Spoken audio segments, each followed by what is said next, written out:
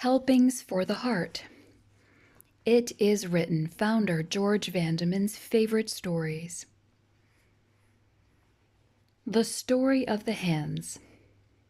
You may have heard the story of the unbeliever who rescued an orphan boy from a burning building. Having lost his own wife and child, he wanted to adopt the lad. Christian neighbors were skeptical about the wisdom of placing the boy in an infidel home. But the applicant won his case when he held up his hands, badly burned in rescuing the lad from the fire, and said, "I have only one argument.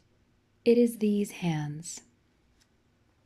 He proved to be a good father, and little Jimmy never tired of hearing how Daddy had saved him from the fire. And he liked best to hear about the scarred hands. One day, with his new father, he visited a display of art masterpieces. One painting interested him especially.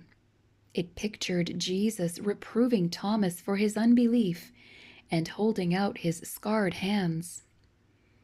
"Tell me the story of that picture, Daddy," the little fellow begged. "No, not that one." "Why not?" "Because I don't believe it." "But you tell me the story of Jack and the beanstalk, and you don't believe that either." So the man told his son the story. And Jimmy said, "It's like you and me, Daddy." And then he went on, "It wasn't nice of Thomas to not believe after the good man had died for him. What if they had told me how you saved me from the fire, and I had said I didn't believe you did it?"